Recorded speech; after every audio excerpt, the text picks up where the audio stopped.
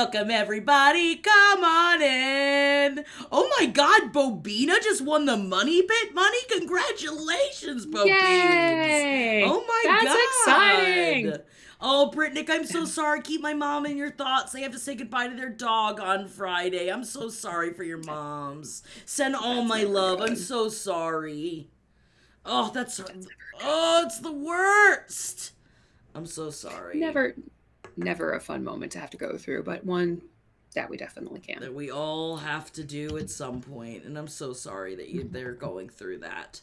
But welcome to we're gonna be throwing down today, y'all. Oh, Dr. J and I have already been fucking talking about some jazz. We're talking about STD myths Mm-hmm. today, and we are going to learn a lot. And we've got Raiders on the way. So We got some excited. stuff going on. We are very excited for this topic that literally most people don't talk about, and yet the thing that was, if you at all had sex education, got hammered into your head, and the idea of like if you have sex, you will get an STD and you will die. You will Just like die. that's not actually how this works, but No. okay. No, we're going to be talking about, because it really is kind of crazy that, like, that is what I thought. It was just like, okay, then I guess I'll die young because it's just going to happen at some point. I'm going to get an STD. And I thought that it meant immediate death. Welcome, Mm-hmm. Raiders! Come on in. We're talking about STDs. Oh my We god. got a different conversation for today. Definitely a shift from where you previously were. Oh yeah, no. This is a different conversation altogether. Thank you so much for the sub, Slime Gang, and thank you for the sub, Pippa. No, yeah, right, Chef Destroy. It's not that different from where you guys just were, right? Thank you for the So sub, Redditch different. Prob. Love you. Have a good evening. So ours immediately came out the gate. My ex gave me an STD, and if you want to share about any of your experiences, if you have any questions, of course, I always say this up top. Thank you so much for the subs, guys. I really appreciate the hype train.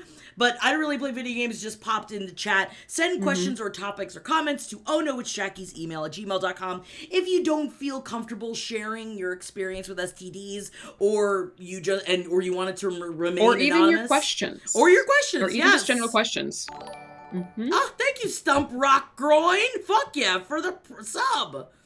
So I'm getting asked, is this STDs only, or are STIs included? Everything, the Everything. entire everything. And I mean, even like when we were growing up, like 80s, 90s, and like early 2000s, they really used the term STDs primarily, but now we actually mostly use STIs. But most people still use the STD. So they are somewhat interchangeable in the general population. Most of the time, we talk about it just as infections because not all infections are diseases. Not all STIs are actually diseases. It looks a little bit different than that. We're looking at levels of infection. Also, had a boa once. Fuck that human being. Some jackass I hooked up with not only filmed everything without my knowledge, that's definitely, but also gave me Mm-hmm. freaking chlamydia. I'm still pissed years Mm-hmm. later. And, Yep. oh my god, as you fucking should be. And I'm not even so much saying the not disclosing, but also the filming without your fucking consent. Yeah, in a lot of states, that Ugh. is now a actual crime. Good. As it fucking should be. Mm-hmm. True Goonie says, my OB was a military doctor and she saw me for a second and told me I have genital warts. She didn't test me at all and I panicked. Turns out I just have an ugly kitty. But then you This gotta is why you always do get testing. Like, I tested. cannot emphasize this enough. And Jack and I are just talking about this. You will never know unless you get tested. And there's lots of actually different types of STI testing that is for a full panel. It's a pretty like intensive process. It's pretty quick and easy, luckily for the most part, but it's got some different pieces connected to it. Even if you think you have an STI, unless you get tested and get confirmation, assume no. Like you cannot be like, I definitely have this. Nah, not unless you get tested. Then it's the only way you're gonna know. Same with just because I don't have symptoms, that means I don't have anything. Mm-mm. A number of STIs are actually what's called asymptomatic, which means you have zero symptoms associated with it, which means you can still spread it.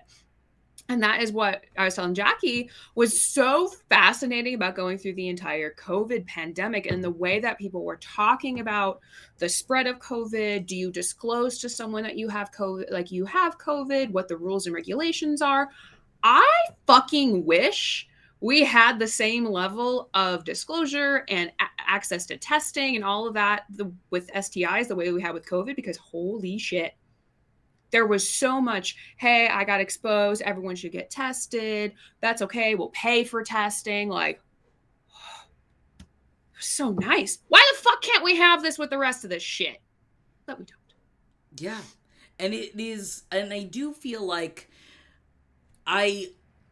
it was always so scary and so shameful to go get tested. Mm-hmm. And I got tested. I was like, I also talk about anxiety. I got tested as often as I could. I would go into the city and go to the Planned Parenthood. They knew me at the Planned Parenthood because I wasn't always the best at being safe. And I really rolled those fucking dice many a times. And I still don't know how I got through it scot-free. But I did, but I always checked because I was so scared that I had something and I didn't know. And I just needed to know. And it, like, when I would be with someone that hadn't frequent testing was a big deal. Yes. And exactly. And so being with someone that hadn't gotten tested in a long time always creeped me the fuck out. But you can't trust someone. So you just test yourself. Because you're kind of assessing it at that point, too. And especially with access to testing, this is why, like, making sure we fund Planned Parenthood is not about abortion access solely. It's literally for STI testing. Like, it's the easiest accessible. It has a lot of funding. It's usually free or very low cost for this.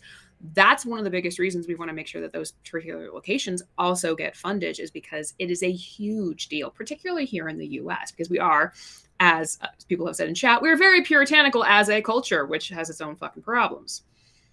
That is for damn sure. I love the synth pop goblin. My friends and I would go get tested together in college. It was just like a nice day with friends. It was like, hey, let's do this together. And Chef Troy, yes, but that's scary though. Testing yourself after the fact exposes you first, then you find out. Not disagreeing, but I really wish this was a more normalized practice. Oh, what I was doing was wrong. Except for the fact that I'm being very open with the fact of, like, no, I should have stuck to my guns and asked someone that I had no idea who they were. Have you been tested? I'm not fucking you without a condom or some sort of, like, protection. And I was wrong with how I lived my life. And it's almost one of those, like, really difficult situations too, even with protection, even with condom use. We have the really amazing Laurel's panties now. Like, we have a lot of really good access to protection. You can still get an STI even when using protection. And there are things that we can do to try to keep ourselves safe, but we will never be 100% guaranteed. For a lot of people, that's what's very scary, which is why there's the ostrich effect of, like, I'm just not going to look at it. I'd rather just not look at it in the sand. And that has a way bigger negative outcome, because it means you're more susceptible to spreading it to other people. It means that the course of the infection could get worse, even though it's very, very treatable at a certain point. It's really important, no matter how scary it is, to identify how do I get tested? How do I have the conversation about getting tested, as well as just gathering a lot of information in a very non-shaming way. Now, we got some great questions coming in, and thank you guys so much. Brittany asks, I've continued to hear weird information regarding herpes and contagious aspects of it. Is there some clarity in how that is given to another person or how it appears?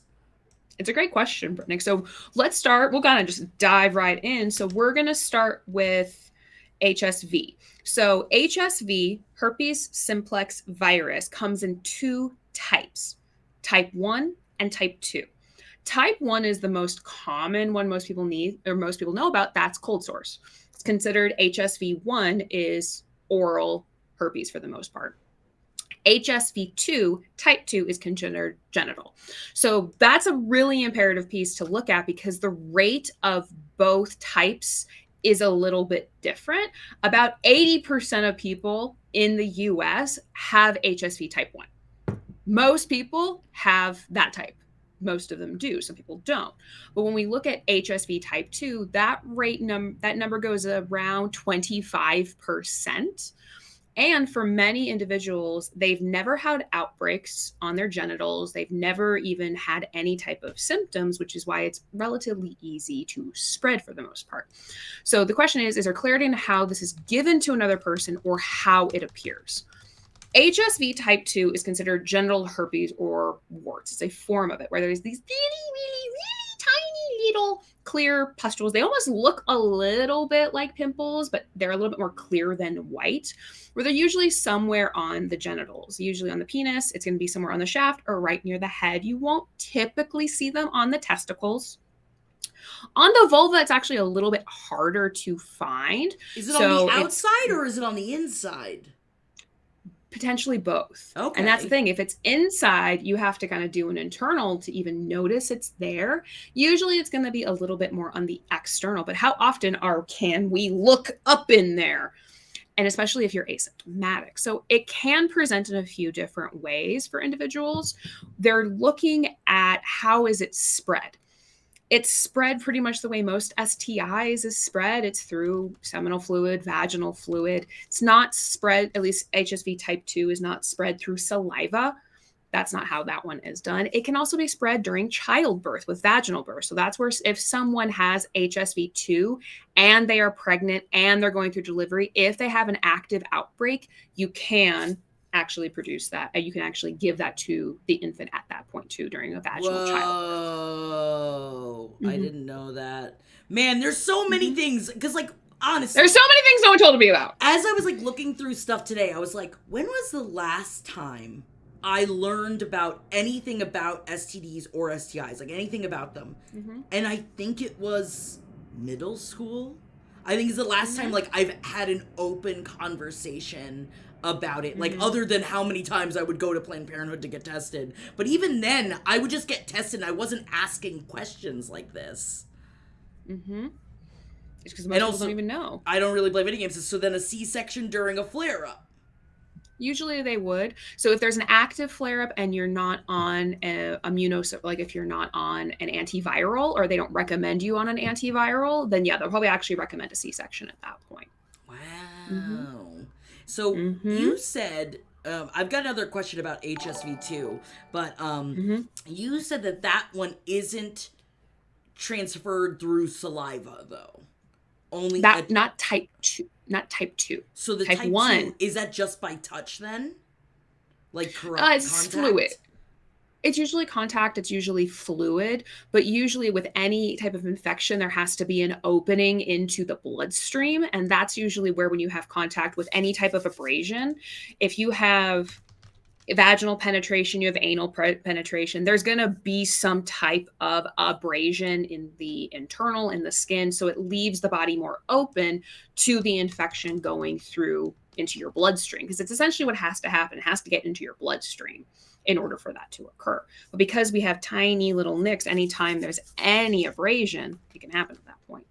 This is where HSV2 can be transmittable even if there's protection going on. Because if the person, let's say there's a penis involved, if the penis has HSV2 and there's an active outbreak and the condom only goes down to the base, but if the infection is higher up and they actually have an outbreak up higher in their pubic area, and then you're pressing against either an anus or in a vagina, that outbreak is now pushing against skin. It now is getting against skin. So that's usually how it can get infected at that point. Or if the condom breaks or something, but that's usually where that happens. Same with like crabs. Crabs is relatively easier to be transmittable because it's pubic hair. That one usually happens a little bit more often, even with protection. The crabs are just in the pubic hair. They're not inside of you. Correct. Is it actually like little bugs? Yes. Mm-hmm. Wow. It's lice. Literally, crabs is lice. Oh. Any of you who've ever had lice in your hair, it's literally just lice. That's all it is. It just likes the moisture of the pubes. That's all. It makes sense. Now, Synthpop Goblin asks, if someone with type 1 gives you oral, can you get type 1, or does it or can it turn to type 2? Or are they two separate things? two separate. And that's why you usually do distinguish them, type 1, type 2. Anytime you do testing, they're always broken into different sections at that point. Can you get type 2 in your mouth? Yes, you can. If you go down on someone and that if they have an active infection, can you get it in your mouth and it will manifest in your mouth? Yes, absolutely. But that if you have the infection at any point, it could manifest there too. Wow. So it does, again, just kind of depends. That's why we do recommend if you are with someone who has an active outbreak and you want to go down on them, we still do either recommend abstaining from the oral sex or just making sure that you're using protection. Whoa, that's crazy. Now, Synth Pop Goblin, I said there are no silly questions. We are here. This is like, we're talking about it today. Any questions? And again, if you feel uncomfortable asking the questions in chat, you're more than welcome to email me. The email is always present on the screen. And I'm constantly checking that if you'd rather remain anonymous. But Synth Pop Goblin asks, maybe silly, but can you get crabs from a toilet seat? No. So I was also reading about this, talk about debunking myths and things like that, of that, like, it's actually a lot harder to get an STI from a toilet seat because they prefer moist, like, dark crevices, right? Yes and no. This is again the difference between like what COVID was, which is like a more of like a fomite bound infection or disease, is a little different than like a blood-based infection in that sense. So when we talk about virus, and I'm not a virologist, like I'm going to do my very, very damnedest to explain it in this way, but I know this is a little out of my scope when it comes to the nitty-gritties of infections and all that stuff. When you look at something like COVID or things you can get off of a toilet seat, that's usually a fomite, which is a very tiny, very, very microscopic particle that itself is the infection. That usually has a lifespan where it can live outside of a host for an X amount of time. That's what made COVID relatively infectious. It could live on surfaces and outside of a host for an extended period of time.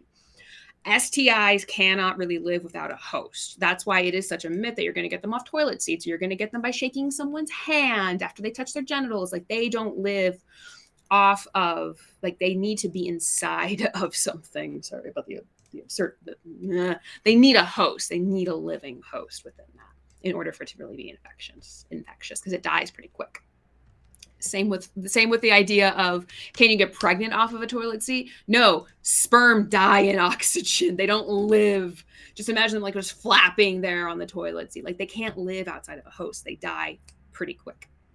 Right, Toxic Crustgator? This is why I don't bother hovering. I feel like it's the same kind of thing whenever I'm just like, unless I can see active shit or piss on the toilet seat, I'm like, I'm just gonna get more piss all over myself if I hover. I may as well just sit. Yeah. Exactly. And if you're very concerned, please just take a sanitary wipe around your buttocks and in that general area. Love it. You also can't wipe away STIs.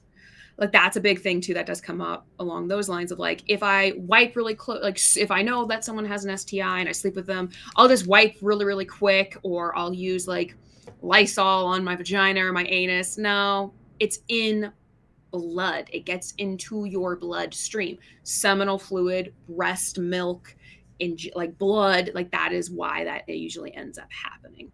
It's why HIV had such a stigmatizing and such a huge rap when the 80s, where it was considered like the gay man disease, which it's not, by the way.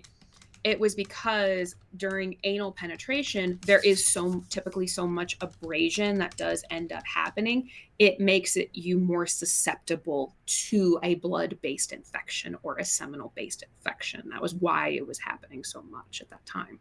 And also the connection with needle usage, that they had no connection with your fucking sexual orientation. Right. It was the practices that weren't involved. Oh my God. Brittnick, Lysol used to be used as a douche. The fun things you learn as a woman in gender studies minor. Oh my God. Oh, my Chef Destroy said at the same time. Did y'all know Lysol was marketed as a douche type product at one time? Oh my God. That is one of the things. I don't recommend doing it, but it's bleach, basically. It's a form of chemical. It was the idea of like, well, what do we do to clean? Also, please don't douche. It's so bad for your fucking pH. You need bacteria in your coochie. Don't douche. Please. It's so bad for you. Now, I've got some. I want to get back into some of the HSV2 conversation that we were having a little bit Mm-hmm. earlier. Earlier, uh, in chat, I was told by a nurse that anyone who is HSV2 positive cannot have a fulfilling sex life, and abstaining is the best option, or be with someone who also has it. As someone who has been positive for almost a decade, are these the only options? The latter is more No. difficult than one might think. Is there a way to have a fulfilling sex life? Yes, not really much, in all transparency, changes if you have an HSV2. So, number one, you definitely want to disclose to your partner that you have it, which, if you haven't, that's a really hard conversation to have. Better you have it prior to someone taking their pants off and then risk infecting someone. So, it's a really hard conversation. The thing about HSV2, so HSV2 is considered a lifelong condition. The actual negatives of HSV2 kind of don't exist, aside from you may occasionally get genital bumps. That's it. That's literally it. It cannot kill you. It does not manifest into your brain like syphilis used to. There's a whole pirate joke in there too, why pirates were so nuts, so they all had syphilis and died. It really can't do very much to you. It's just it is just a bit highly infectious if the partner is not on an antiviral, or if they have an active outbreak.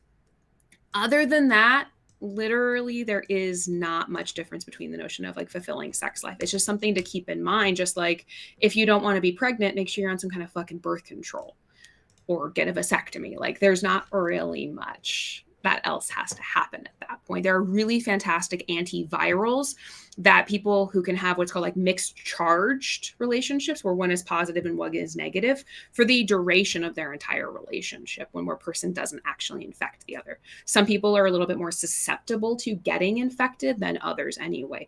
Usually we do end up seeing women or people who have vaginas tend to get infected a little bit more, and they often tend to be carriers, and they're asymptomatic.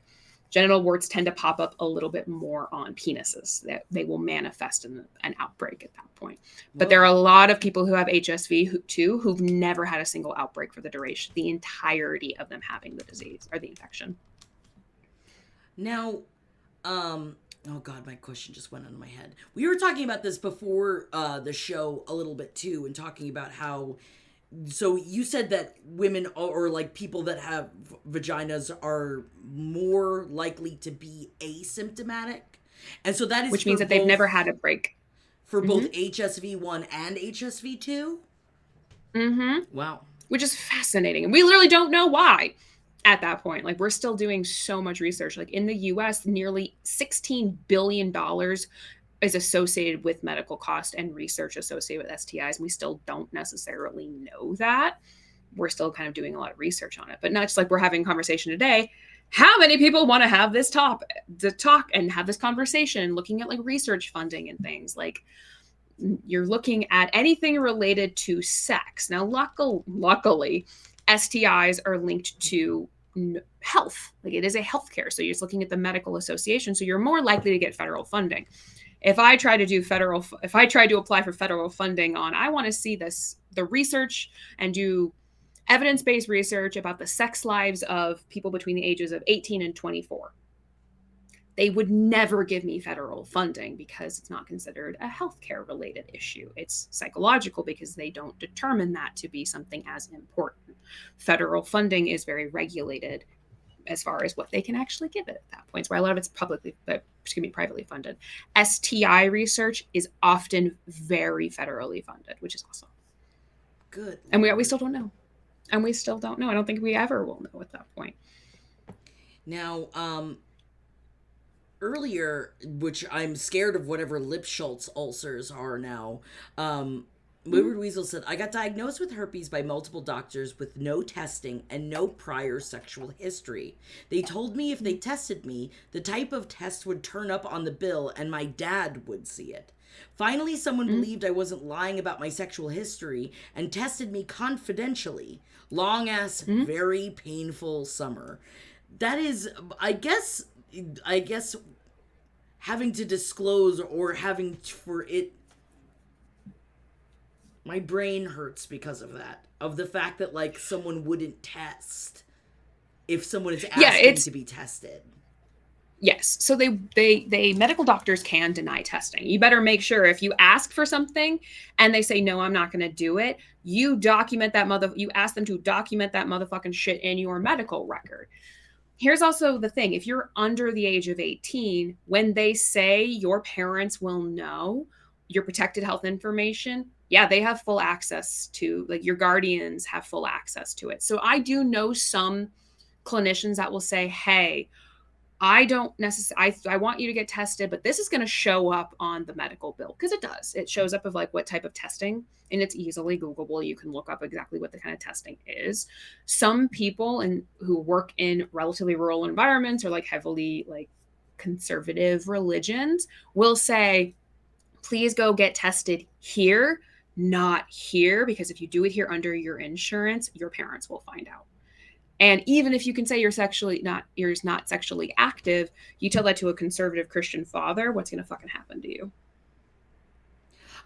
I mean, I remember even just the fact of like talking to I was one of the few people that I knew that I could talk to my mom about getting on birth control, because I mean, I think that she could look at me at the time and no, I wasn't fucking anybody, but she would have been wrong. And I was having really painful periods, but still, so many of my friends, their parents wouldn't let them, or they couldn't even bring it up. And like, they wouldn't even bring it up. Yes. Oh my God. Just ridiculous. Wayward Weasel, they're super duper liberal talking about their parents and wouldn't have been mad, but it was just too uncomfortable for my dad to pay the herpes test bill. That also makes complete sense. Even at 35, if my parents saw that I had a herpes test, I'd be like, I know I'm married. Don't judge me, even though we shouldn't be judged. It's just a health issue at the same time. Like, it's life. It's literally just something to look at. And here's the thing. Any person who has a vagina, or I would say any person who has a cervix, you've had to get a pap. They literally run pap smears to look for HPV, which is an STI. Like, it's built into the standard op of a pap smear. They always test for HPV when you get a pap smear. So you're technically, most people, if you've ever had a pap smear, you have had an STI test at this point. It's part of it already.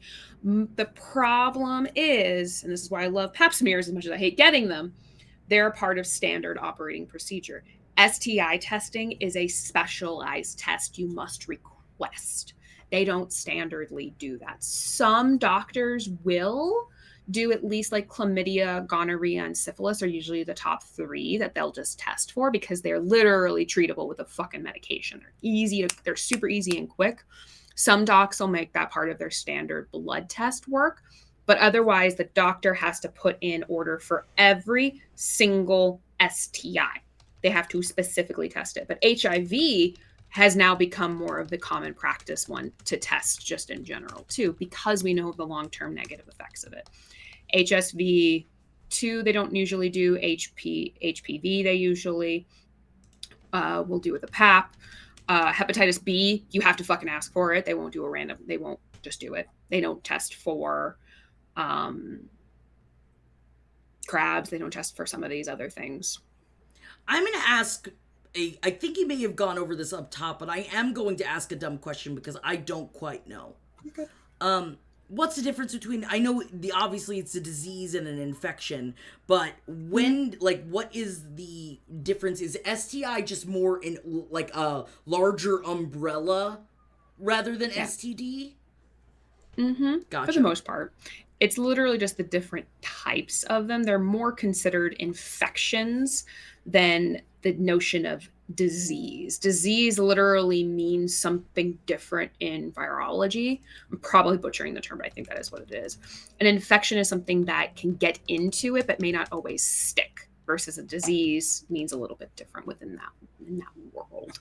But for a long, long time, that's what they were calling it, was STDs more than STIs. Gotcha.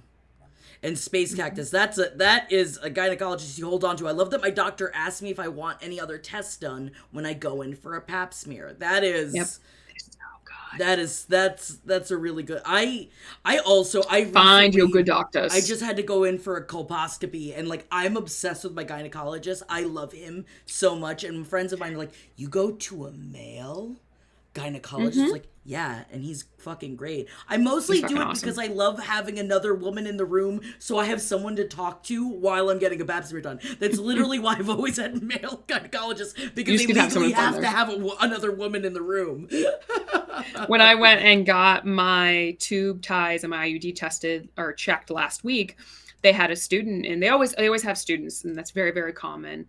And it was a male student. I think that was actually the first time I'd actually had someone who was a male on rounds. And they always ask, "Are you okay with a student going there?" I'm like, "Yeah." And they're like, "They're male." I'm like, and he was so grateful. He's like, "I don't really get to learn this." And I'm like, that's one of the biggest like gatekeepers in that world is we don't really train men to be good OBs and gynecologists because some people have so much difficulty with it.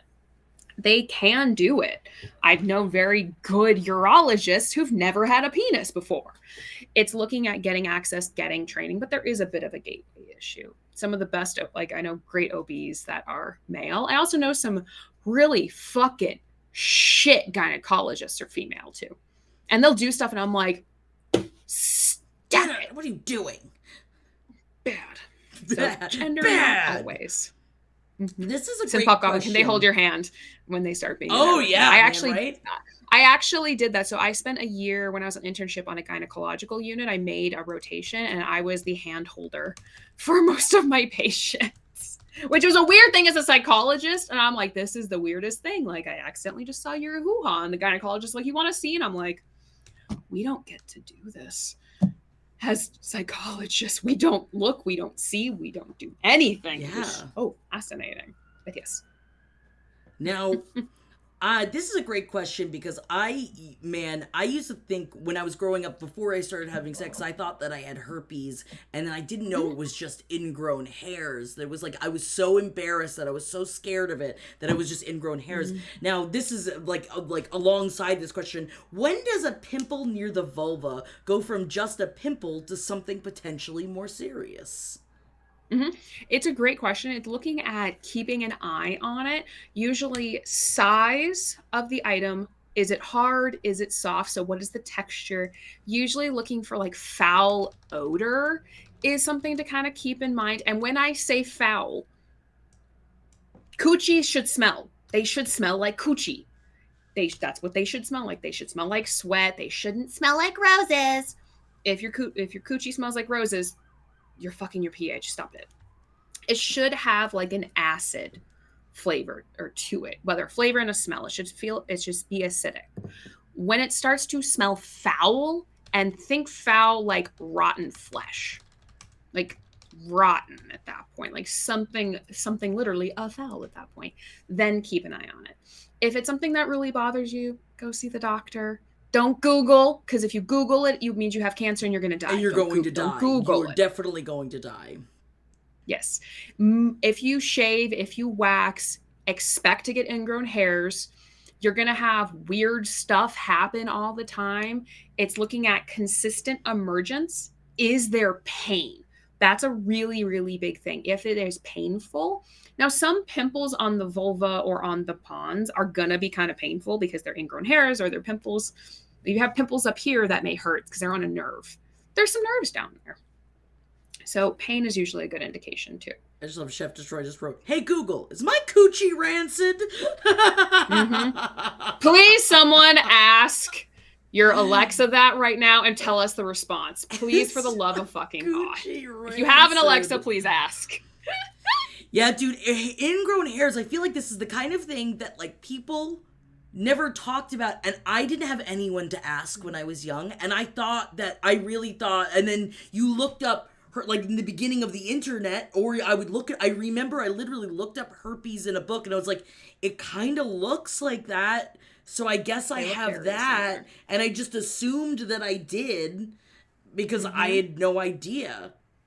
Oh, they Space make cactus. They products to make help with products to ingrown hairs. This is great. so much. My waxer gives me stuff. The coochie creams are really great. I had someone ask me recently, who was that? Oh, yes. I had a dear friend of mine who I adore. He asked me recently, he's like, I shaved for the first time and now it's really itchy. And I'm like, buddy, what do you use up here when you shave your face? And he's like, oh, I use oils and stuff. And I'm like, yeah, you should put that on your pubes too, because you literally just abrase the living shit out of skin. That's all it is. And the more you wax, the more you shave, and the more you use some of the ingrown creams and different things, the less often it happens. That's something to kind of keep in mind. But I love like a bunch of that stuff. Yeah, the Vanish PFB stuff. It's awesome. My sister uses it. I have Derek started to use it too. I'm like, here you go. Use this. That's a Your good hair, thing to have on your hand. hair. Yeah, your hair texture is honestly going to be one of the biggest things. I'm Serbian. I'm a hairy bitch. So anytime I get waxed, like for the first couple of years I was getting waxed, I was using that stuff. Now I don't really use it as much because my hair follicles have like shrunk because I've been waxing for 7 years. The hair knows it's dying at that point. So your hair follicles are going to play a really big role in how likely it is that you're going to get ingrown hairs. Wow. Mm-hmm. Yeah. The old Italian stallion over here. I understand. Yep. Italian, Jewish, Serbian, Greek. You're going to like, we have very strong hair follicles, but more of like the fairer, like lighter hair, lighter skin, things like that.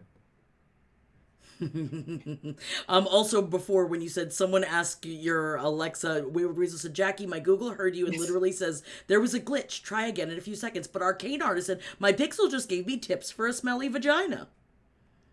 I'm curious what the tips are. Not sure. Yeah. I believe. Yeah. Now, I think that like we have spoken to this a little bit, but is it true you should never douche or use feminine sprays? Never ever. Yes. Nev. Yes. Never. Please don't sit on a lemon. Don't recommend that either. I understand why they say that though. I'm not even gonna lie. I understand the lemon is because lemons are citrusy and they're sour and they're more acidic. So the idea was you put more acid, it re-regulates the pH. It's why yeast infections are really common for people if you're putting semen up your vagina, because semens are a base and then you mix it with an acid in the vaginal canal. Now you fucked up your goddamn chemistry at that point. So that's why they're a little they're a little bit more common in that moment too. And it's also why, I mean, I think about it I was thinking about it earlier today, the fact that you blew my mind when you said that your vagina everyone can't smell your vagina when someone has semen inside of you. You can just smell it because it smells different than it usually does. Because everything smells different at that point. Mm-hmm. Damn. Slush goblin. It's more basic than the vaginal canal is. So bases versus acids. At that sense, it is more basic than the acid level of a vagina. Oh, slush goblin, you're intolerant because you might have been allergic to it. So it is not uncommon to actually be allergic to semen. Same with latex. If you get outbreaks, this is another thing with like STIs, people who are allergic to latex, you can have rashes and outbreaks and think you have an STI when you're literally fucking allergic to latex. Not uncommon there too, but you can also be allergic to semen. It makes pregnancy kind of difficult for some people. Whoa. Mm-hmm. Yeah, Razvio, semen chemistry sounds like the most scientific porn ever. I'm sure that's a porn at that point, just someone with their glasses. And Slush Goblin does also ask, can you be allergic to some people's semen and not others? Yep. Damn. Mm-hmm. It's very cool. Toxic Crustgator says, is that why I get stomach issues after sex sometimes? Usually it's not gonna. Are you swallowing? Because literally the semen can't get into your stomach, so it depends on where in the tummy. But usually you wouldn't. If you are allergic, you're gonna feel in your you're gonna feel in your hoo-ha or your bunghole if you're allergic at that point, but not in tummy. If anything, it might be different places. Does it usually hurt? Tummy hurts because you're used the allergen or toxic? Being allergic to semen, does that yeah? so you know there's something wrong. Yeah, you'll start like itching instantly. You're not gonna have like an anaphylactic reaction, but you're gonna start itching like a motherfucker. Rashes are really common. A lot of discomfort. It's why a lot of people think they have STIs if they're allergic to it. Dang, and also Yeah, this if you is so feel interesting too. Some people get indigestion if they yep, swallow and they haven't eaten anything yet. because it's acid. Your tummy is full of acid. Then you throw something in it, your stomach's gonna be like the fuck, and just does that pretty commonly. Damn. Mm-hmm. Anxious Spider-Man. I tasted my semen the other day to check myself out. It was sour. Good job. Yeah. Mm-hmm. Yep. Doing right. Semen flavors. Always check your stuff just to see what's going on. You will taste different to you. Mm-hmm. Now, and Synth Pop Goblin, thank you so much for sharing. I thought I had some horrific STI a few years ago, but it was just a saddle sore from cycling. Would not recommend. Oh, yeah. I have only heard tale of it, and Yep. no. Because there's so many things, again, we get so nervous about things going on in our crotchal areas that we get, that it could be anything. Exactly. And that's what, like, it's a good awareness. It's a good awareness too of like what's going on up in my jazz at that point too. And that's why if you do think that something is going on, go get it looked at just in case. The way that you do STI testing is a few different ways. One, full blood panel. So you're going to get blood drawn and they do different blood, like vials for different tests. So it's going to be blood draw is kind of the biggest one. A urine sample, swab of the inside of the mouth, swab from the genitals. If you have a penis, it's going to be a urethral swab. No one likes those. If you have a cervix, it's going to be a pap smear. No one likes those either. And then if there is any discharge or sore, they'll usually swab if there is something there, just so they can actually get what's called a culture of that particular item, just to run a culture if there is something present. But that's dependent on if it's actually present. Now, I have a great question about HPV. Now, I feel like this is something that is now a big part of what we talk about, but it was not like one of the ones that we were had the fear of God put into us. Even though technically I feel even though we fucking should. It's the scariest one, right? Like, isn't it that one the scariest one? Horrified. It has some of the highest level of lethality right now, yes. So, human papillomavirus, thank you. Fucking asshole. Now, because I think we were the era where the Gardasil shot became prevalent around the time you and I were 15, 16, 17, was when it started actually being a lot more prevalent, which means that we've been doing research on it for a long time before it finally became FDA approved and all the randomized adult trials and then became part of more accessible. But I remember there being a lot of strict regulations, even when I was young, to get the Gardasil shot. And I remember I got it, and I think it was like 4 shots or 3 shots. So I remember I had to pay every time. I got it in college. I got the first 2 of them, but I didn't have the money to get the third, like to go to the doctor for the third one. And so I was like, well, guess I'm not getting the third one. And now I wish I had. Well, it's like it's the notion of efficacy. So it's like putting armor on for a fight. The first shot, you're putting on your chest piece. Second shot, you're putting on your gauntlets, you're putting on your pants. Third one, putting on your fucking helmet. Do we need the helmet? It fucking helps, but I'd rather you at least get 2 out of the 3. They don't lose efficacy of 1 and 2. It's just the whole kit caboodle at that point. So it's meatloaf rules. It's 2 out of 3 ain't bad. Basically. Okay. It ain't bad. I'll take it over than that. Yeah, I didn't put on the pants right, Athalia. Now, this is the question from a cis male dude. I recently stopped dating someone who is cis female that said she has HPV. Says it's from getting the vaccination. We had unprotected sex many times. I've been tested for STDs since we broke up and came back without anything. I heard there's no testing from men, though. I'm not very active sexually, but always use condoms. What are other things I should do and be aware of? So I'm going to break it down a little bit. Partners said they got HPV from a vaccine. That doesn't happen. The Gardasil is to counteract. Like the vaccine is designed to counteract the the obtaining and spreading of HPV at that point. At least that form of HPV, because there's like something like 68 different versions of HPV, but there's 3 top ones that can fucking kill you. That's more linked to cervical cancer. So that's why Gardasil exists as a vaccine, is because human papillomavirus, 3 to 6 versions of that strain of that infection can lead to cervical cancer and has a high rate of lethality. That's why the Gardasil pill, like shotgun in. But the other types of HPV are non-lethal. They can come and go as they please. Like, there's nothing really much to them. The Gardasil shot is specifically designed for the ones that are linked to cervical cancer. That's why they're very scary. I've never heard anything that says you can get HPV though from the vaccine. It's not how it works at that point. So that's the thing. Question 2, there is an HPV test for men. It's a urethral swab. That's how they do that one. Jackie, you get a pap smear. They can stick a Q-tip up their hoo-ha.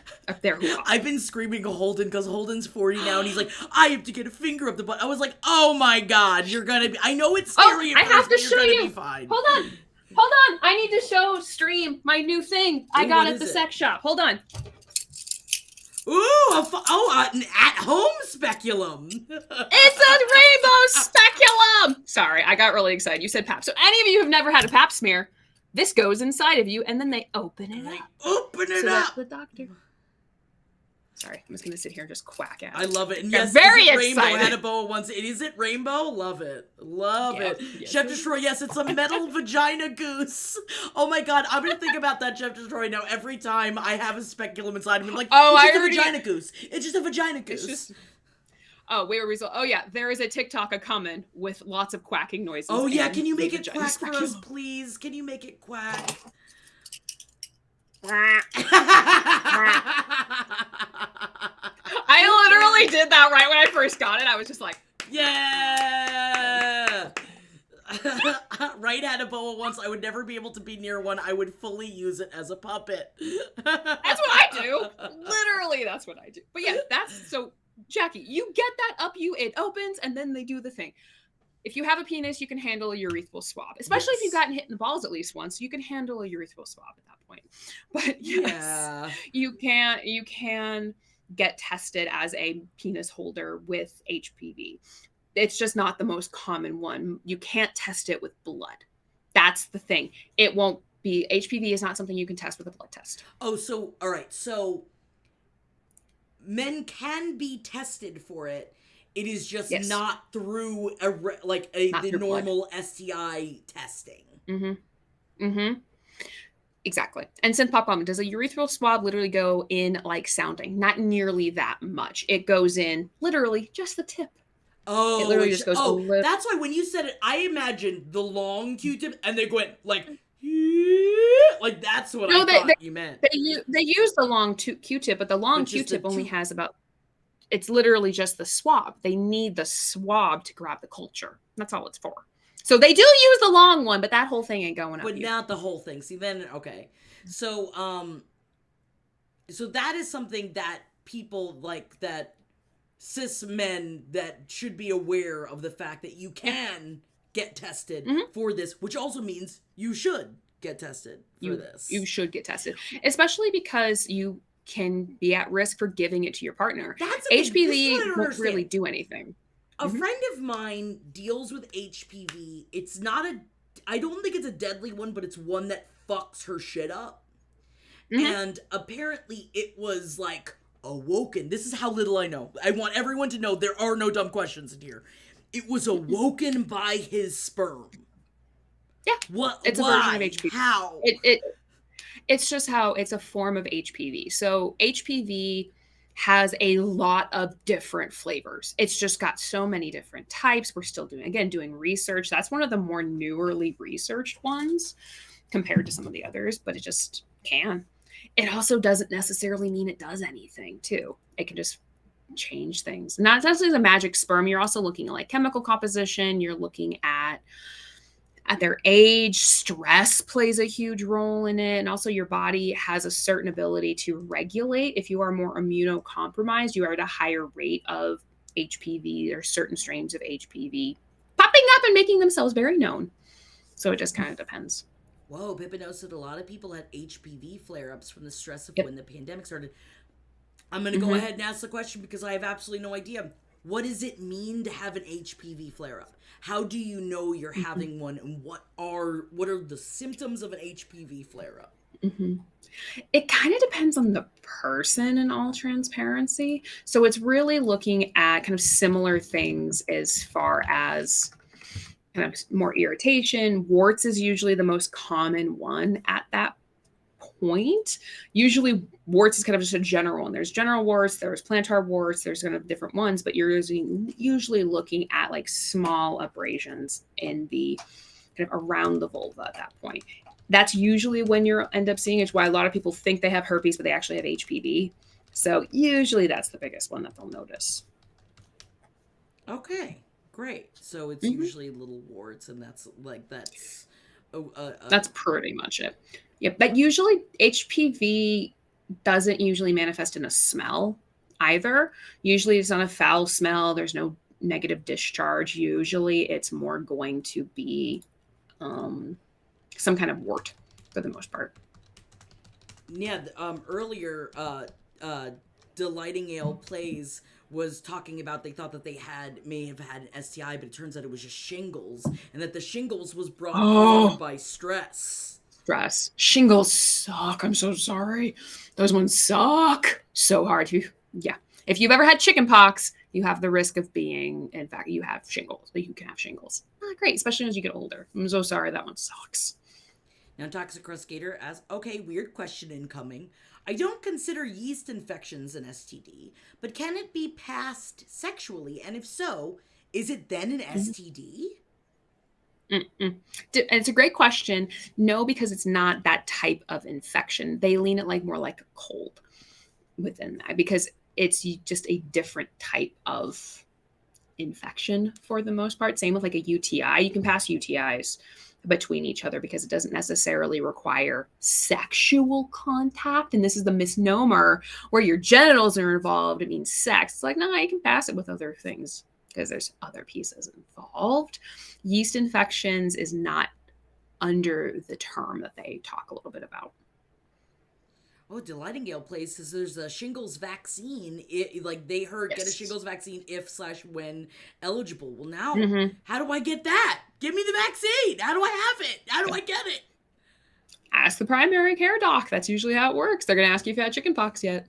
Oh man, I'm going. I've been doing a whole. Oh, I've been going to the doctor this month. I've been scraping Getting off all that all the shit things figured I out. gotta get fucking done this month. So if you need any inspiration to go to the doctor or just call up your doctor that you should go get yourself checked out, I'm doing the whole. I'm getting tune-up. I'm having a tune-up like Holden's having his Focus February. I'm having tune-up February. So join me, won't you? Now, Slush Goblin asks, can anyone speak to disclosure of STIs/STDs to people who aren't sexual partners? I feel like the trend of normalizing these discussions is beneficial for increased awareness, testing, acceptance, etc. But even in discussions of chronic illness, invisible illness, or mental illness, there are limits of acceptable topics. What is the place for these conversations? / how should we go about starting these convos with friends? This is a great question, Slush Goblin. It's a fantastic question. I agree wholeheartedly. If we're having conversations about what we ate and how our relationships are going, even just opening up conversations about STIs and STDs, but the moment you say sex at all, even if in a very medicalized way, you're going to hear people's buttholes immediately clench up. And you're like, That's again that asking of consent and opening up those conversations. But even this is where you get to blame Jackie and I, be like, hey, I was watching this really great stream on Twitch that did not get removed from Twitch about STDs. Have you ever thought about this? What are your thoughts on it? I'm super anxious even thinking it. If you blame us for that. It should be something that gets brought up. And that's why, again, I parallel that a little bit with what happened with COVID. There was so much fucking emphasis and chronic conversation as well as chronic misinformation, which we also see in STD land. It's just starting to open up the conversation about it and just decreasing the shame associated with it, because it's just your body. Your body's going to do some weird fucking shit.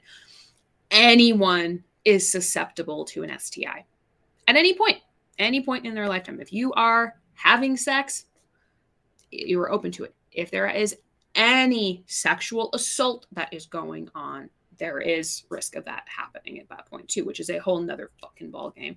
I've unfortunately worked with a lot of people who are sexual assault survivors who got their infection from their rapist. That's a whole nother ball game at that point. But if there is at all access to medical care, please get fucking tested. And try to, if you've never been tested ever, try to get a full panel.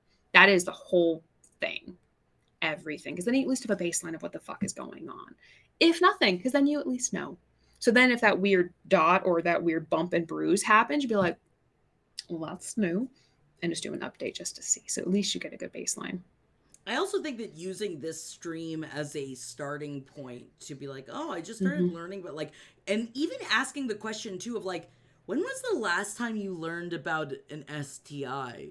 Because I really feel like until today that I was looking through stuff that, I mean, again, I was just like, I haven't, like, no one's talked about this. No one talks about it. Like, even when I was getting furiously tested all the time, like, I still didn't even really know what I was getting tested for. I knew I was just getting tested, and they were telling me I didn't have anything. And I was like, okay, great.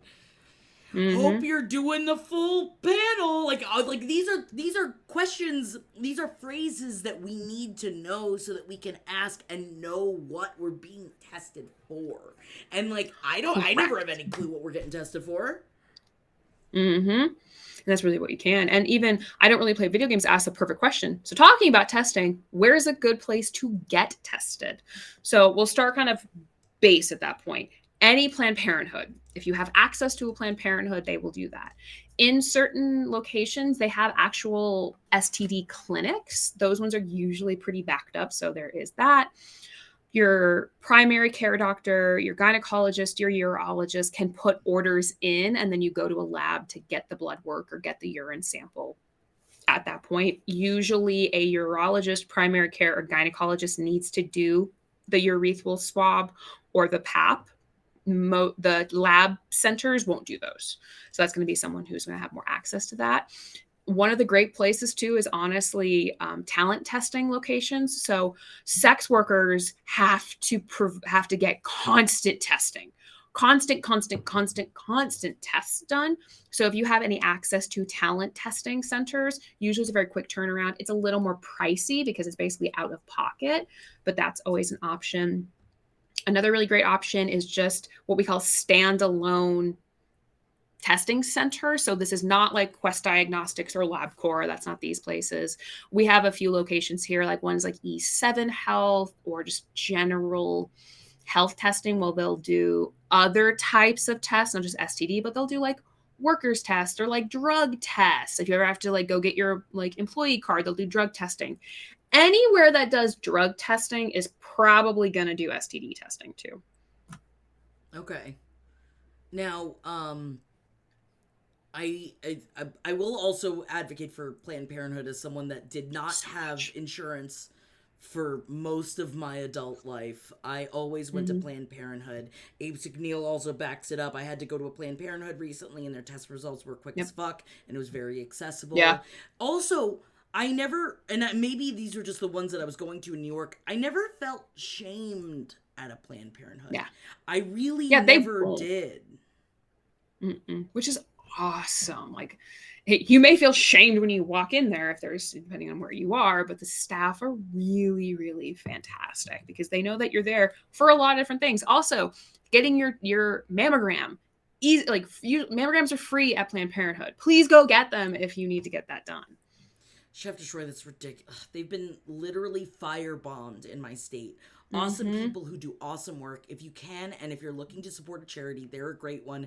I give every month to Planned Parenthood. I do not have a lot of money. I give $50 every month to Planned Parenthood. Even, like, I know it's not a lot, but for what they did for me when I had nothing, It is forever, even if it just anything that I can give. I used to volunteer with Planned Parenthood as well. So if you don't have money, you can volunteer with them as well. Help people that are coming in, especially in states when people are outside picketing and things like that, that you can just help walk people in, someone that will guard them from all of the hateful people that are there protesting them. There's just so many ways that you can be a part of Planned Parenthood. There's so many. And you can also, one of the things I really appreciate about Planned Parenthood and support, you can actually choose which center you want to give to. So especially in states where they don't have as much funding or they've got different levels of access and fundage, you can actually give outside state money to a Planned Parenthood out of your own state, which is really great. I live in Nevada. We have access a lot more. We have literally do it in Florida. In our state. Fuck you, Florida! Fucking asshole. Now we have other questions as well that I'd love to get to. Araya Thali asked earlier. These are also great questions, by the way. Like, yes, thank you everyone this is amazing. for sharing. Like, this is so important, and I love talking about this stuff. Are there new STIs evolving? Yes. But yes, the simple answer is yes. Do we know of any right now? Not that kind of doctor, so keep an eye on what the CDC is doing. But yes, we definitely know that there's more. They will always mutate. That's what made HIV so life-killing for such a long time, like HIV and AIDS, because it kept mutating. It's way more easily like treatable and manageable and preventable now, which is fantastic. But yeah, they keep mutating at that point. And the more that they mutate, the more they become resistant. There is some fear that some of these STIs may become antibiotic resistant, but we don't actually have any proof that they actually are becoming antibiotic resistant. So yay. Oh yeah, but there is always going to be transmutation and changes within evolution within viruses, because viruses want to live. Now, also, just sidebar, Chef Detroit says, if your own state is well-funded, I gotta ask if you'd consider Tennessee for the reasons stated above. I am in no way affiliated with Planned Parenthood other than a donor. Soapbox equals finished. I appreciate the soapbox. Thank you, Chef Yay! Detroit. We like that. You're 100% right. Look for, California, not in all of California, but for at least where I'm at, fairly liberal.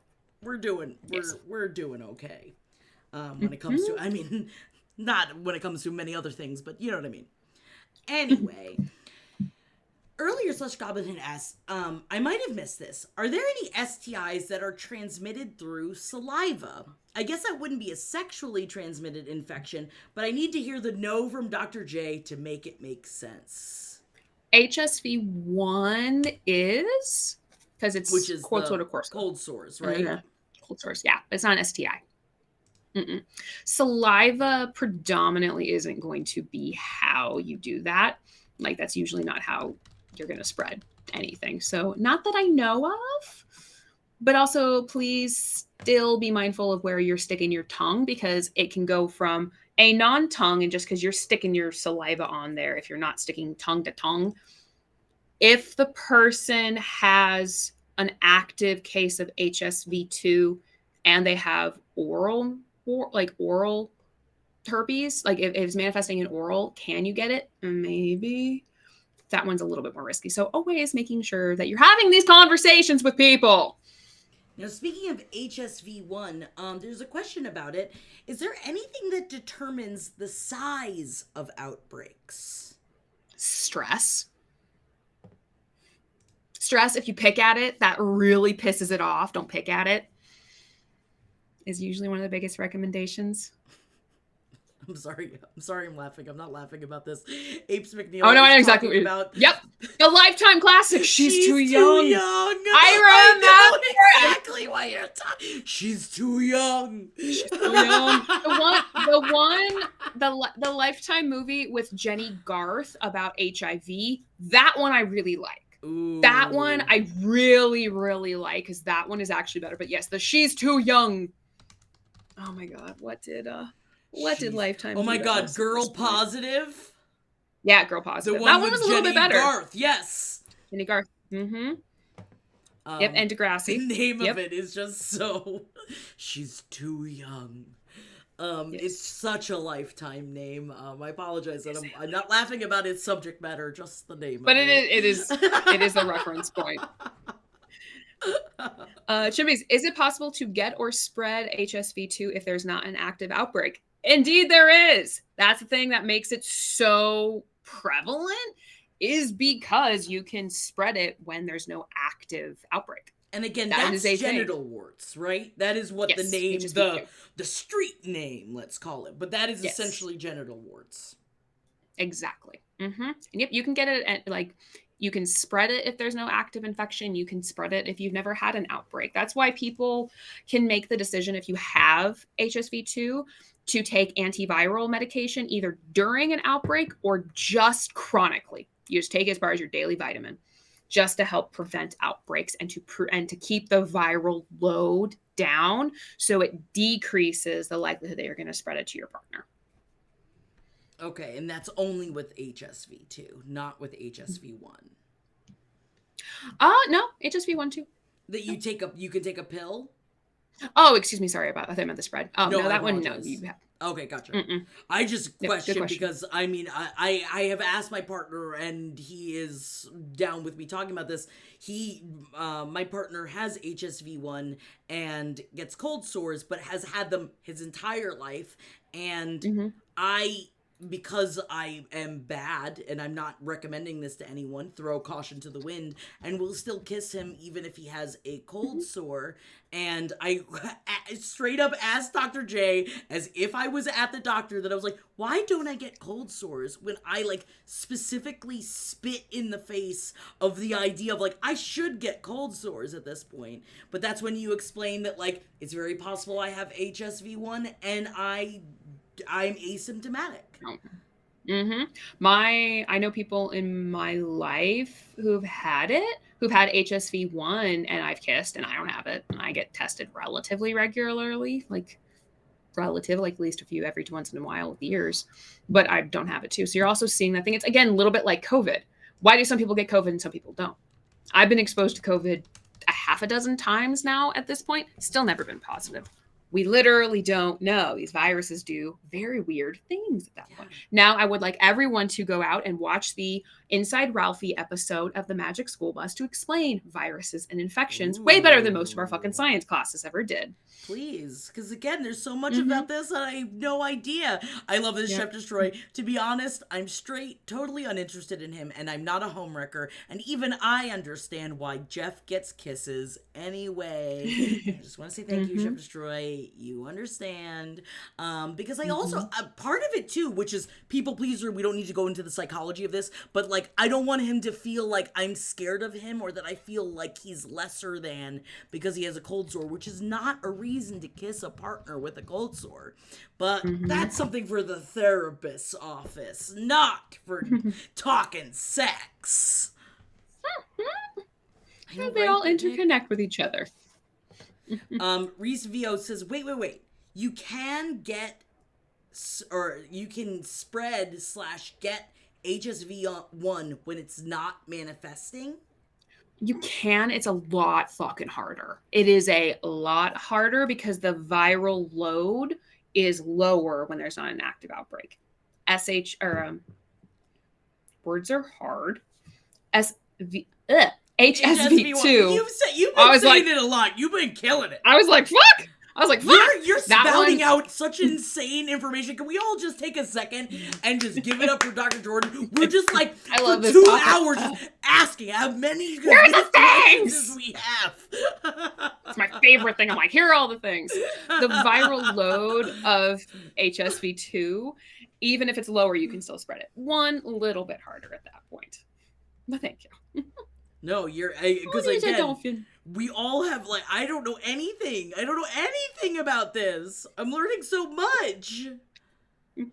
It's one of those things like we don't really talk about. And the thing is, nearly like about 1 in 5 people already have an STI in the US. So more than likely, you know people who do. It's about 68 million infections. There's about, on annual, 26 million new ones acquired every year. And about nearly fucking half, so about 46% of all new STIs are amongst people 15 to 24 years old. And we see it a lot more in conservative states when all they're doing is teaching abstinence-only sex education. Shocker. The more we talk about this stuff, which again is super duper normal, the less we shame it and the more we can just try to keep ourselves as safe as we possibly can. But no, by really recognizing there is nothing wrong with you if you have an STI.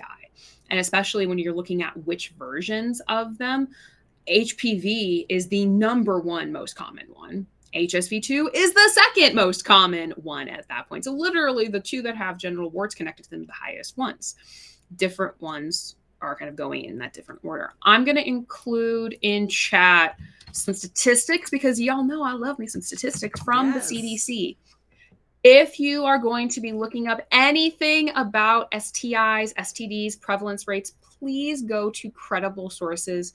In the US, that is the CDC, the WHO have some fucking phenomenal resources as well.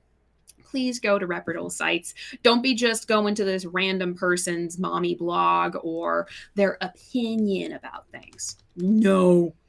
Please go to reputable sources as much as humanly possible.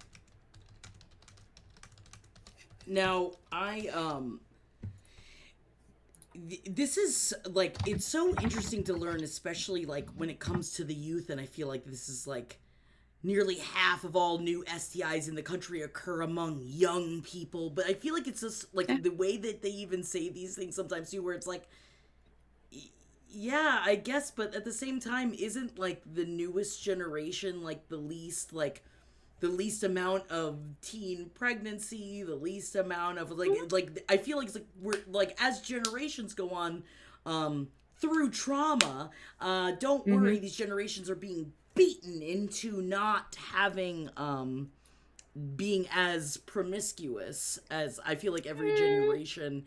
Man, we've been getting into this really like beautiful conversation because we're talking about this on page. This has nothing to do with what we're talking about right now, but I am still going to bring it up because on page 7 we brought up like that it is like we've been seeing a lot more that younger people are more and more not really into sex scenes and like that they push for like less nudity and things like that, and that it's not as sexual of a generation.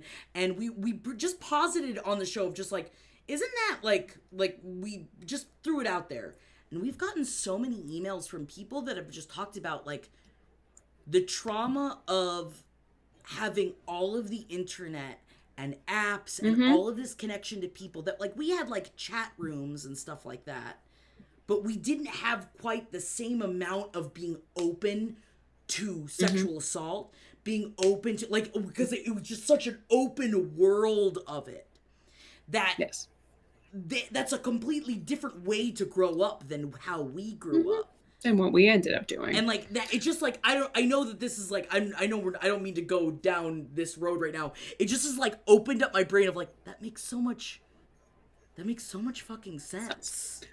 And it's such a great conversation. And this is like, even when we talk about sexual health and we talk about sex in general, there's so many what we call multifactorial. There's so many multiple factors that are leading to it. You're looking at the definition of sex. How are they defining sex? Right. Because if you're only defining sex, penis into vagina, no, there's a lot of other things. So how are you defining sex? How are you defining sexual activity in general within that too? You're looking at rates of avoidance. So as we know, more and more people are becoming more conscious and talking a lot more about sexual assault, the experiences of that. Sexual assault plays a huge freaking role in sexual patterns of behavior, like your voluntary and consensual ones at that point too.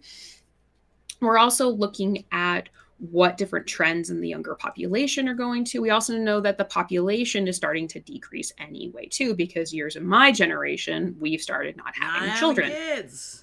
Not having kids at that point. Sorry, then you're looking at education. General topic, and so I know that there's like many parts to what I just said, but I just in general, I just think it's interesting. Well, it's related to why nearly half of all of the STIs are for younger people, is because from a generational lifespan factor, they are the ones who are least experience. They are more prone to not knowing what certain things are, to not knowing what the difference between an ingrown hair and that is, what's normal, what's not, the lack of communication at that point. They're also the ones who are more likely to be having sexual patterns of behavior with other people. Because, fun fact, the other biggest group that has the highest rate of newly developed STIs is the geriatric population, because they fucking so the amount of STIs in nursing homes is epidemic level. Can't wait it's to very be in a nursing home. People talk about they don't want to be in a nursing home. I'm going to be the queen of my nursing home. Put me in a nursing home. Ready to fuck, ready to tango. Yep. And that's the thing is, we're seeing with the younger population, as birth control becomes a little bit more prevalent at younger ages to regulate periods, PCOS, endometriosis, we're seeing some of that. Then they're protected from pregnancy, so they assume they're not going to use condoms. Same with the geriatric population. If you don't have a uterus anymore, you're not going to worry about getting pregnant. If you are in your 60s and 70s and think your sperm ain't going to go anywhere, why the fuck would you use a condom? Because you ain't going to get someone pregnant. So then that's where you usually see big rates of STDs, is when people are not using protection because they're not afraid of it from a birth control perspective. That's usually why we see those big chunks. That's not the only reason why we have condoms, right, Dr. Jordan? We use condoms and dental dams and Laurels. Like, we use that for a lot of things, but that is the two biggest populations who have the newest rates of STIs. Youngins, 15 to 24, and older people, so 65 and above. Just imagine, your grandparents, if they're in a nursing home, they likely fucking. Just saying. That's a thing. Mm-hmm. No, my grandmother, before she died, wasn't fucking, and everybody hated her. And I was just like, man, you just gotta go. Well, also, she was a horrendous bitch. But if she was just nicer and maybe just fucked a little bit more, she would have maybe chilled down a little bit. I am a huge advocate of life is better the closer you are to your most recent orgasm. Big fan of that. Just big fan. Mm-hmm. Gemini Ratings asks, which STD are they getting the most? Are they getting the most, or which is the highest? That one's a little bit hard. Those ones you're seeing like more of like the gonorrheas, the chlamydias, the syphilises. You're seeing those ones a little bit more. Same with HSV. You're not seeing high rates of HIV status or HPV nearly as much in that population, but usually it's kind of the other bigger ones. Now, this is... So wait. Syphilis is not as prevalent as it used to be? Or is it just that it can be treated better? It's not as prevalent. Well, it's both, because if it's treated more, you get it quick, so there's less spread. So that's going to decrease. Like, the more you grab it and do what's called early intervention, you're going to decrease that it's going to get spread more often. That's why in pirate era, syphilis was literally what killed pirates, is because it was so prevalent and we had no fucking treatments for it at that time. That's why penicillin was a huge fucking lifesaver at that point, because syphilis goes in your brain and kills you over time. That's why if we can treat it. It eats your brain, right? It eats your brain. It literally eats your brain. I feel like in middle school being taught about this stuff, I thought all STDs, you were going to die. Your brain was going to have holes in it. I was going to be just like, oh my God, Chef Destroy, you brought him up earlier. Al Capone. Like, I just assumed, like, I was just like, Al Capone died of syphilis. This is like, obviously I'm just like Al Capone. Like, this is going to happen to me. Just the fear, the brutal fear and shame that comes with STIs is so ridiculous. It is. And fundamentally, I understand why. Is because at their very root, not just STIs, but infections that can kill you. Long enough, any infection can kill you if it's untreated. Diabetes can kill you if it's untreated. Heart disease can kill you if it's untreated. COVID can kill you if it's untreated. Some of the STIs can kill you if untreated. We're looking at it from a very westernized culture perspective, where we have access to healthcare. We have access to penicillins, antivirals, antibiotics, and PrEP, and we've got so much access to it. In other parts of the world, they have no fucking access to any of this education, the testing, medications, treatments, and that's why these are still killing people. And as a result of that, that continues to spread the message of these are dangerous. Anything is technically dangerous if you don't unchecked. get treated. Water is dangerous if unchecked. Wind is dangerous if unchecked. But what about yeast Certain infections, foods. Toxic Crusgator Mhm. asks? Those cannot kill you. They are just irritating as hell because they'll eventually go away on their own. That's kind of the thing, is they'll eventually, it's your body's just immunoresponse at that point. They'll change. If you have chronic yeast infections, that might be a little more of like a vaginal vaginal verrucosis, fuck, what is that called? Some VB, my brain. Something like that. Words are hard. You've been spitting knowledge for an hour. I forgot the term. I'm just like, shit. For your brain to just shut It's off for a one of those, like, second. It's gonna be one of those moments of like bacterial vaginosis. I was like tip of the tongue thing as well. I was like, flip. Had to flip. Bacterial vaginosis at that point. I'm used to the vagina coming first. That is just my personal and professional opinion. Truth. Now, yeah, right? I really play video games. STI brain melt! Which, Axolot Alien said I would get 2 every month along with a few bladder infections for about a year straight. Bad hormones. Yeah, that's where there's usually a little bit more of something going on. Chronic yeast infections are defined as, I think, something like more than 4 per calendar year. So if you're getting them relatively frequent, how do you know that's if you have something. One? Have you ever eaten cottage cheese, Jackie? Yeah. You're never going to again. You basically just stick your fingers up your hoo-ha. If it comes out and you got cottage cheese on your fingers, that's a great sign. You'd know. Yes, you'd know. You know. Again, it's one of those things I don't understand. I am not, like, I was not good to myself for about 15 years of time. I don't understand how I've never gotten a yeast infection. I'm knocking on wood that I've not gotten an STI. I'm knocking on wood. Not gotten pregnant. Knocking on wood. I don't know how. Well, you also don't know if you've necessarily been pregnant, though. 30% of all pregnancies result in a miscarriage. At any stage, you could have just passed. And that's the thing, we'll never know. Some UTIs, some yeast infections, they'll just be on their own. Some strains of HPV you'll be positive and they'll be negative at that point. There's no way of actually knowing whether or not we have unless we do chronic testing at that point. I will say again, full disclosure, it's why I had a colposcopy this week, is because I had the same thing that happened last year where it's like this HPV that's not doing anything, but it shows up. So they got to scrape a piece of my insides out just for them to check and be like, no, it's the same one as last year. It's just, it hasn't moved through your body yet. Exactly. And that's why with HPV, it is considered the most prevalent STI at any point in the US. And it's something that is very common. We're learning more and more about it. And that's why I do love learning more about the medications, the vaccines, to make sure that people are not dying anymore. I was telling Jackie, and this is something I'm really excited to see in our lifetime. We are going to cure HIV and AIDS in our lifetime. I can fucking guarantee it at that point, because we have seen the massive amounts of progress in the treatment, the diagnosis. People who have HIV and those who don't now have equal lifespans. This used to kill people in their 30s. It's nothing. It's not going to kill you anymore if you have access to PrEP, to medications, to antivirals. Like, holy shit. And especially some of the newer medications for HIV, instead of it being 15 pills, it's like 1 or 2 now.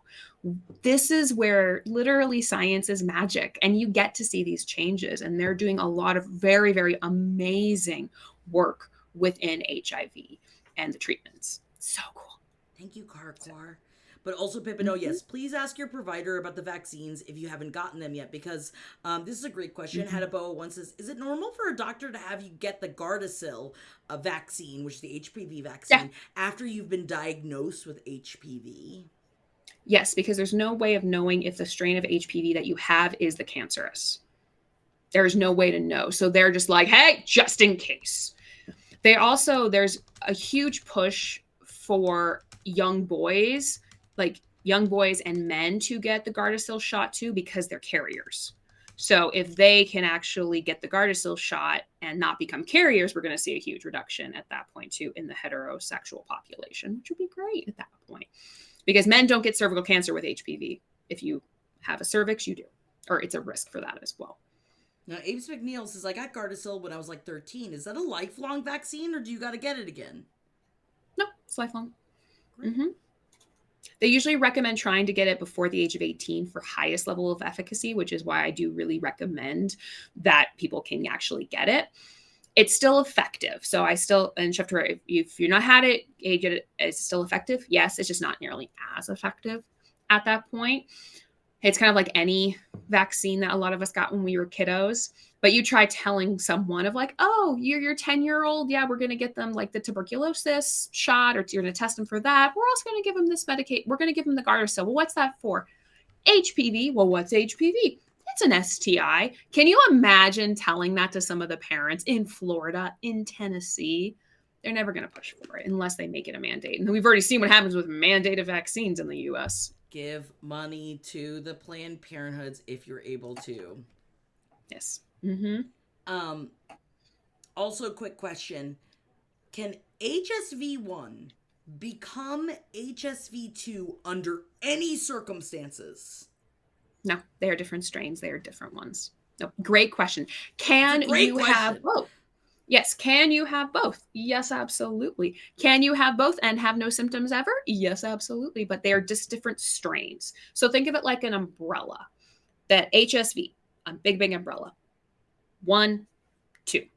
They don't morph into. They're not an Animorph. Which, by the way, if you're interested, Animorphs, the TV show, is on free on Prime. If you ever really want to. We were just talking about Animorphs on page 7 today. We were just talking about Animorphs. We watched the first 4 episodes last night, and it's so fucking bad.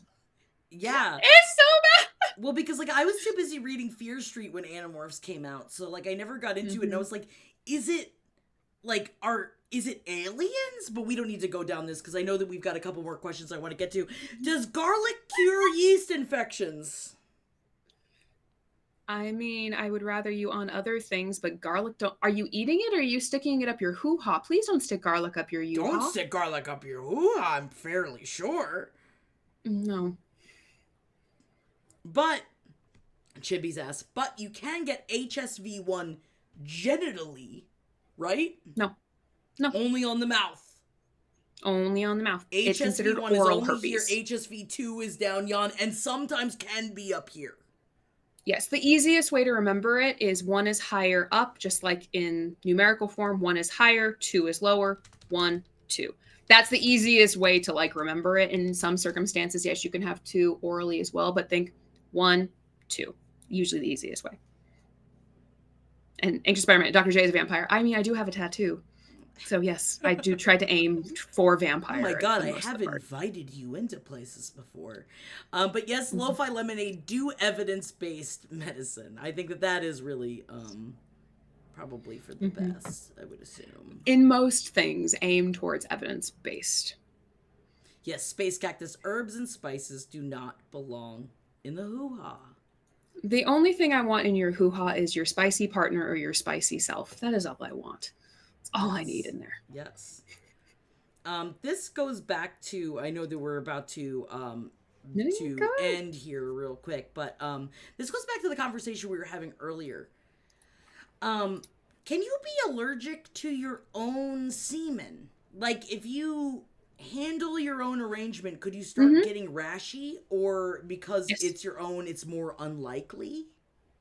It's more unlikely, not unheard of. So it's one of those, can it happen? Yes, anything can happen. Trump got elected. Anything can happen. The likelihood, yes, is relatively lower at that point. Fuck yeah. You can also be allergic to the sun. That is literally where a decent chunk of vampire lore came from. Or like you can, your blood can be bad, or there's just so many things. Yeah, our bodies are so cool. Allergic reaction to your own proteins? Yes. Yeah, hell yeah. This is where we come here to learn on Tuesdays. I can't believe how much you just taught me, Dr. Jordan. Like, I feel like I've been I saying this a am. lot lately, but like, I didn't know any of the things that you said this evening. I love this topic. It's one I feel very passionate about. It's one that is so anxiety inducing for a lot of people.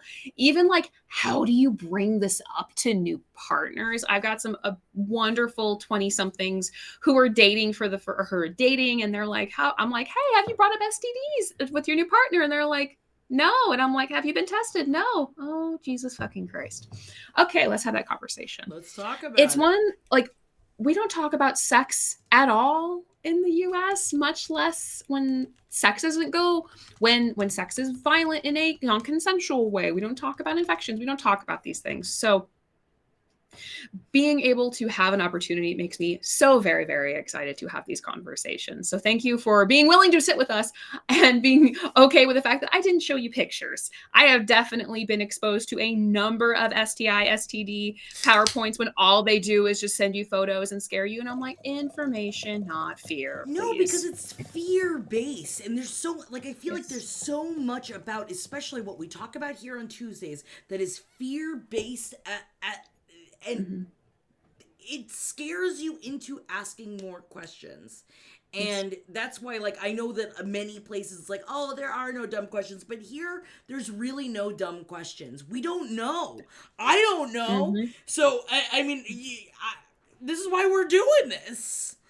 Exactly. And this is why we have these conversations. And it's one of the things like I adore about this population that we work with and our communities. Like we're always learning because it should always be learning. I'm going through a kink affirming training right now for clinicians, even though I've been working with the kink population for a decade nearly.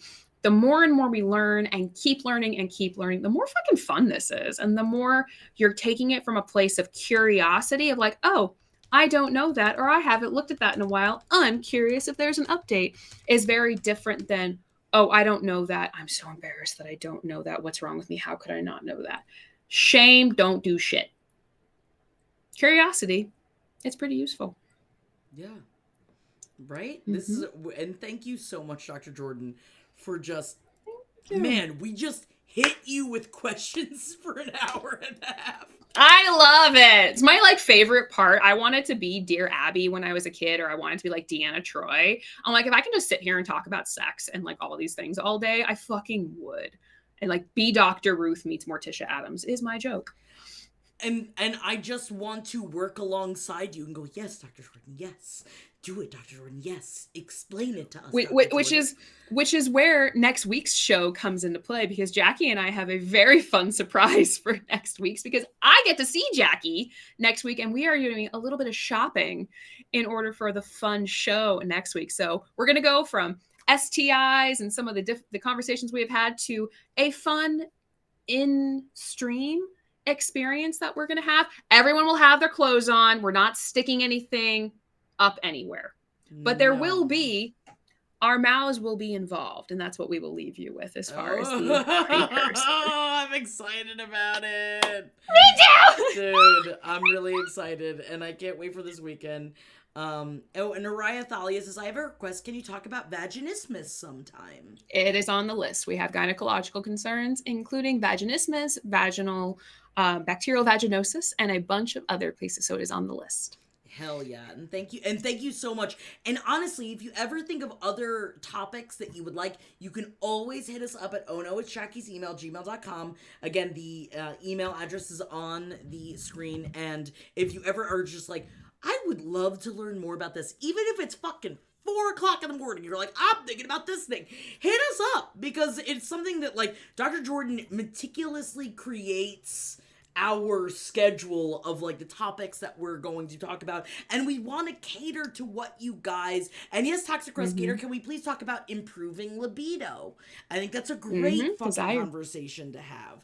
And Dr. Jordan has been including a lot of what people have asked for in the past already, and it's unbelievable. I'm so excited to learn so much more. Thank you so much, Dr. Jordan. And thank you, everybody. Thank you, Jackie. Thank you, everyone. You did awesome you. today. Such perfect questions. If we didn't get to all of them, we're going to probably have a part 2, a 3, and a 4, and probably quite a few on these as well, because this is a very vast, it's a very vast topic. And this is actually, I think, ironically, our first one on STIs, like specifically. It is. And I still have, like, I don't know anything about chlamydia. I don't know. I know the word gonorrhea, but I don't know what that means. Like, there's we have so many other things to discuss about this. And thank you guys so much. You know what we need a little bit of after learning so much. We need a little seal. Yes, Brittany. Little kiss from the rose. Kiss from Rose. And yes, I'm doing Sims tomorrow, so come hang out with me and Julie Rosing, the not just the wife of Ed Larson, but also an amazing comedian. She's going to try and probably undo some of what Ed has set up in their home. So come hang out with us tomorrow. Enjoy the seal. Please enjoy the seal. And I love you guys. Thank you so much, Dr. Jordan. And Dr. Jordan and I will be back next week. And I'm so excited. See you there. Have a good week.